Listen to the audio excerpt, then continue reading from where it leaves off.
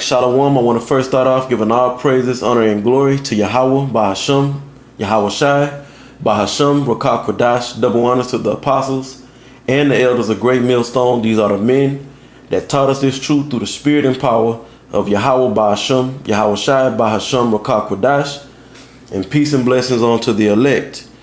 All right, in this video, I got a couple of scriptures that I'm going to go into dealing with the downfall of America, but according to the scriptures, you're not going to read or see the word America in the Bible. America is known as Babylon the Great. Okay? It's also known as Babylon, not the ancient Babylonian kingdom, but it's known as Babylon. It's known as the daughter of Babylon. It's known as spiritual Egypt, and as well as other code names. And, you know, the prophecy on America is that ultimately America is going to be destroyed by thermonuclear destruction through a third world war.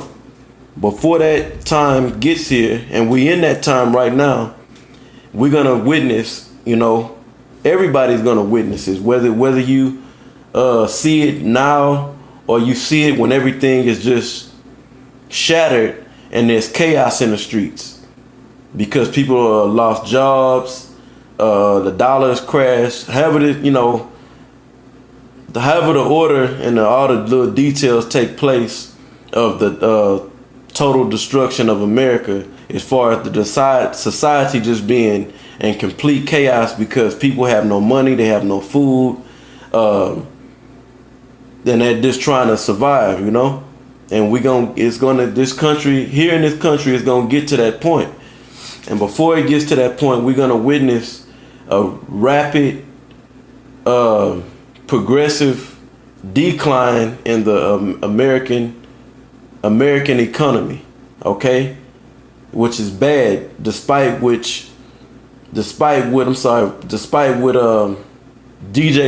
Donald Trump is saying when he give his speeches, whether it's a breaking news conference address or some type of address to the people or whatever, and he tells you that America is doing great, America is doing well, the unemployment numbers are better than they ever been in the history of America. That's all BS, okay? Now, it's two signs or two things that show by the decline of retail stores, or the decline of retail, Salakia. And it is a decline of retail stores because they're going out of business. Okay? Corporate is on their retail stores or on their retail business for their stores to shut down so many stores. Okay, and what does this show? And I said a couple of things. One is that the unemployment, there's gonna be more people filing for unemployment, okay, which means job loss, okay. And another thing means that the people that have their jobs, it shows that the people that have their jobs still are not able to go out and buy goods and services as they once did, okay, because the cost of living is going up, the cost of goods and services is going up, but the wages of the average worker, I say like the middle class and the poor, which, you know, it's a very, very thin line between the middle class and the poor, because the middle class is pretty much living like the poor now, you know, and the wages, you know, I would be considered in the high end of the poor, very low end of the middle class, you know, and most of us brothers, you know, that's where we at, you know, we ain't making a lot of money, and you know, everybody know the numbers show that since you're not making more money and the cost of everything is going up, then you're not able to go out like you once did or like the people once did and buy goods and services. It's cheaper and it's more convenient. You don't got to burn no gas. Okay, you don't have to retail type prices for if you shop online. If you're doing your shopping online, so it's way more convenient financially just to shop online, you know. And most people here in this damn country is lazy as hell too.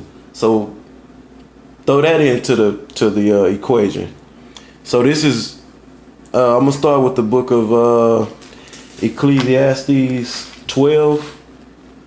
Basic scripture, you know, that we bring out all the time. Ecclesiastes, I said 12, 12, and I'm gonna start at the third verse. It says, "In the day when the keepers of the house shall tremble, and the strong men shall bow themselves, and the grinders," another word for grinders can be employees, workers, all right, "and the grinders cease because there are few." So people losing their jobs, these things are going to happen in the last days, especially here in this country, America. Okay? Babylon the Great. It says, and the grinders cease because they are few. Few what? Few jobs. Few places of employment. Okay? That's why the number is steadily growing where people are making that money online. Okay? Whether you selling a good or a service, or you working for some type of online or app-based, or through some app-based job. Okay? Because the opportunities of you going and getting employed in a brick and mortar, you know, this lesson is dealing with the retail stores, but any of these businesses out here, you know, any of these businesses out here, it's find a job out here, okay? And in the jobs that are available, you can't make a living off of, you know. The job that you can easily go get, like at a fast food restaurant, or as a damn dishwasher somewhere, or bartenders, waiters and waitresses and all that, you can get those jobs, you know. But the job where you can actually make a stable living, you know, is those opportunities are just becoming lower and lower, you know, because this place is falling economically.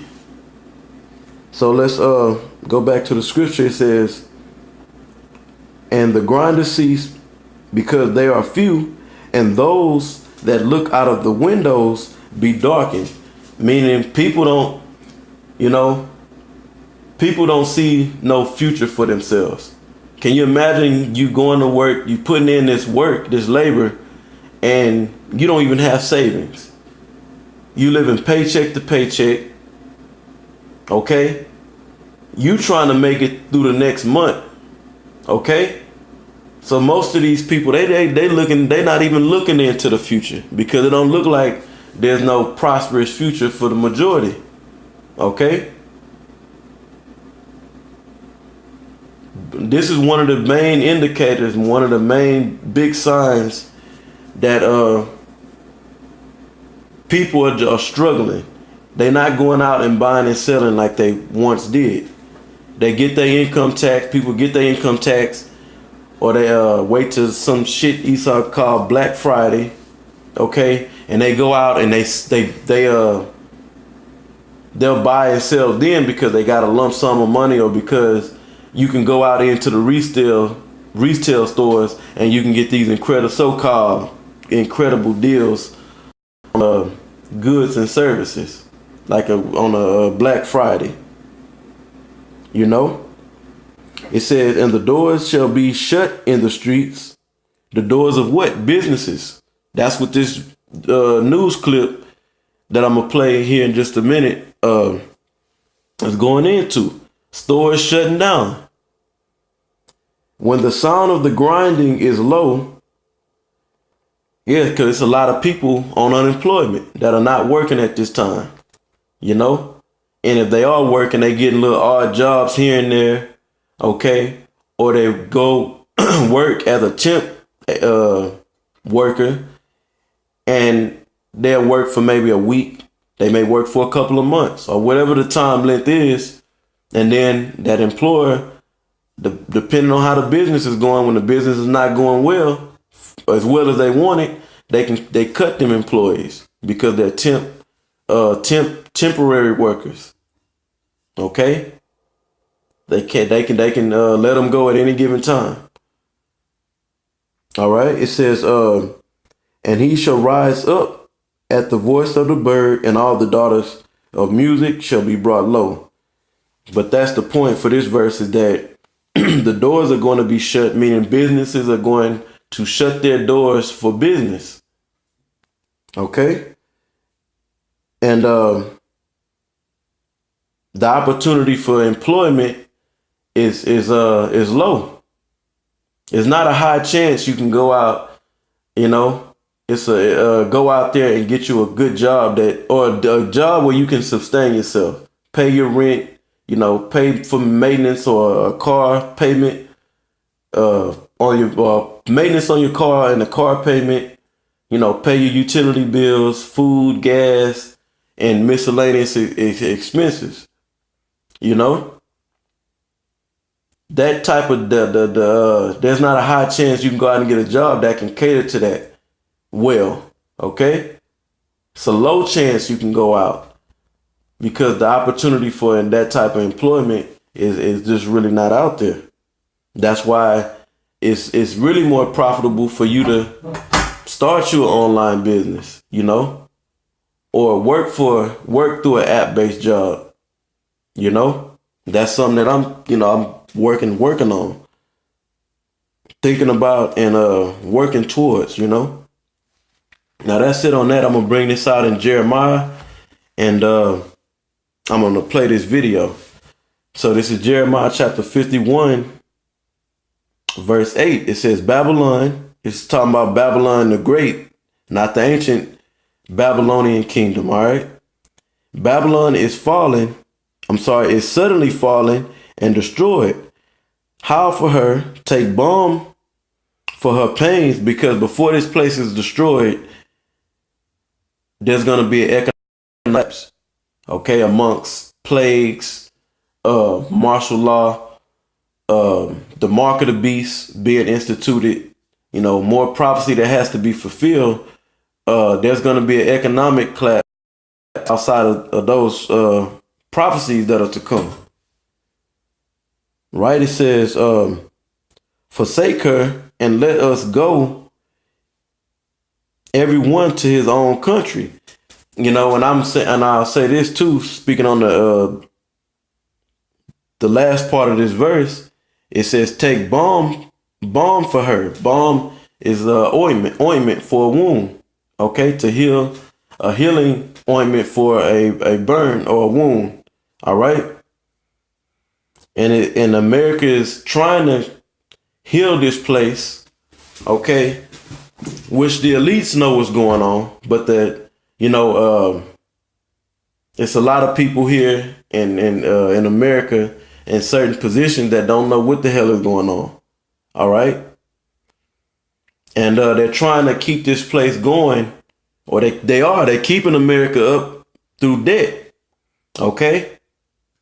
But the average person don't know when they say we're going to stimulate, by creating jobs and basically borrowing money, which the people don't understand, that they borrow money and then they so-called dump it into the markets so employers can hire more people, basically get their business to going, They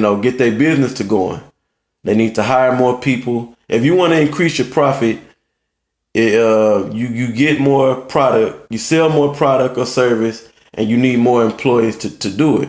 Okay. But they think, if we dumping more money into the economy is going to cause more buying and selling, and that's going to stimulate the economy because people are going to be buying, which means somebody is going to be making money off that person that's buying from them. All right. So therefore, there's a profit being made. So they're saying the economy is going to be stimulated by what they don't know is by this money that's being dumped in, adding more money to the economy. All right. But that money is borrowed. That's borrowed from the Federal Reserve System. OK, there's interest on that money that's printed, so to speak, or that, it's interest on that money that is generated through the computer system. All right. Meaning it's a loan. You pay interest on loans. All right. And America just about had it on debt. This place is sinking in debt. And it's not going to work. That's not going to heal this place. As you can see. I mean, constantly borrowing more money. Okay. Bailing out the real estate market, bailing out the auto manufacturing companies. All right. And the shit just been getting worse. Bailing them out through giving them billions of dollars that they need to keep their facilities running, and the shit's just not working. It says we would have healed Babylon. Yeah, they would have healed Babylon if this place was able to be healed, but it's not. It says, but she is not healed. See, but she is not healed. America is not going to be healed. It says, forsake her and let us go everyone into his own country. For her judgment reacheth unto heaven and is lifted up even to the skies. And that's the reason why this place is not going to be healed. Okay, America is not going to be great again. This place is done. All right. And the reason why is because according to biblical prophecy, we're living in a time where America is going to receive, which really is going to be the judgment, mainly the judgment of the so-called white man, Esau. But it's also going to be the judgment for the wicked Israelites. 2/3 of you so-called Negroes, Latinos, and Native Americans that believe in this place, that believe in this system, you're gonna catch hell here in these last days. Okay? The ones that come back to the Most High, okay, or the Most High, I'll just put it like this: the Most High's elect, whoever the elect is of Yahweh, Ba'ashem Yahweh Shai, of the so-called Negroes, Latinos, and Native Americans, they're gonna be taken care of and delivered. And I'm, ultimately all around the world, but I'm speaking on America, on Babylon the Great right now. Its judgment is here. So there is no bringing America back, making America stable and a flourishing place to where you can, their business is flourishing. It's not going to happen, all right? It's going to progressively get worse until the ultimate destruction comes to this God-forsaken country. All right, and with that, Shalom. I hope this lesson was edifying and exhorting to the spirit. Once again, I want to give all praises, honor, and glory to Yahweh Ba'ashem Yahweh Shai, Ba'ashem Rakakwadash. Double honor to the apostles and the elders of Great Millstone, the men that taught us this truth through the spirit, and peace and blessings onto the elect. And I'm going to go ahead and play this video. Happens when most of the malls are closed down? What happens when, because going out to buy things that they sell anymore, preferring instead to just order it online and have it shipped to their house? What will the economy of the future look like with less retail, with robots doing much of the work of the people, and a middle class that is left with very few options while the very, very rich get very, very richer? We have a series of reports beginning with a look at the economy of the biggest city of them all, New York. Here is RT's Trinity Chavez. She's reporting to us tonight from Manhattan. Trinity, what you got? Good evening, Rick. Well, retail bankruptcies and store closures are piling up at an epic pace. So far this year, retailers around the country have announced almost 6,000 stores will be closing. This is only expected to increase. Bankruptcies in the retail sector are multiplying, and major retail chains are underperforming. According to Courtside Research, U.S. retailers have announced that 5,994 stores will close this year, that number already exceeding last year's total of 5,864 closures. In fact, in a single 24-hour period last week, Gap, JCPenney, and Victoria's Secret announced they would be closing more than 300 stores combined. This would be shutting down all stores in the U.S. Many now saying that the rise of online shopping has made it tougher for brick-and-mortar stores to survive. Most of my shopping's done online. Why? It's easy to go through different options and choices and prices and places online, obviously from my couch or desk. But certain things like important purchases I usually do in person. It's just easier. Find what you want online from the stores that you like and order it and get it sent to your door. Stuff on. According to UBS analysis, online sales make up around 16% of retail sales today, but they will rise to 25% by 2026. That could force up to 75,000 stores to close by that same year, including more than 20,000 clothing stores and about 10,000 consumer electronic stores. I think what we're going to see forward-looking, right, from a forecasting point of view, are brick-and-mortar stores that embrace technology, they embrace analytics and better marketing strategies. I think they will survive, whether that means increasing margin or offering different services than are offered now, or decreasing costs through better logistics. And I think it'll be interesting to see who the winners are over the next 10 years. And even luxury retailers on Manhattan's elite Fifth Avenue block are feeling the pinch. We're on Fifth Avenue, we're luxury, we're the brand that you need to see when you come visit New York City. And as people have stopped shopping in person, that effect is not as drastic as it used to be. It's not as important to them.